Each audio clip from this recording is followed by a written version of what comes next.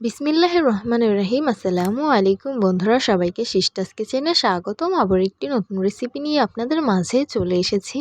ডিম দিয়ে চাল কুমড়ো ভাজি তৈরি করে দেখাবো, তো দেখতে থাকুন। প্রথমেই আমি চাল কুমড়োগুলো ঝুরি ঝুরি করে কেটে নিয়েছি। মাঝখান থেকে কেটে রাখা কাঁচামরিচগুলো দিয়ে দিব, স্বাদ মতো লবণ দিয়ে দিব, কুচি করে রাখা পেঁয়াজগুলো দিয়ে দিব, পরিমাণ মতন পানি দিয়ে সুন্দরভাবে সিদ্ধ করে নিতে হবে। এই তো সিদ্ধ করে নিয়েছি, এখন পানি ঝরিয়ে নিব।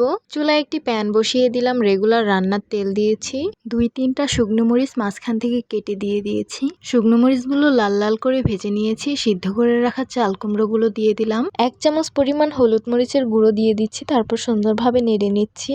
এখন একটি কাঁচা ডিম এই চাল কুমড়ো ভাজিতে দিয়ে সুন্দরভাবে মিশিয়ে নিতে হবে। আপনারা ডিমটা চাইলে প্রথমেও ভেজে দিতে পারেন, তবে এইভাবে দিলে সবগুলো ভাজিতে ডিমটা লাগে। এই তো ভাজি হয়ে গেছে, এখন কুচি করে রাখা বিলাতি ধনিয়া পাতা দিয়ে সুন্দরভাবে নেড়েচেড়ে মিশিয়ে নামিয়ে ফেলবো। এই তো গরম গরম পরিবেশন করে নিলাম ডিম দিয়ে চাল কুমড়ো ভাজি। দেখতে খুবই লোভনীয় লাগছে, খেতে কিন্তু খুবই ইয়াম্মি হয়েছে।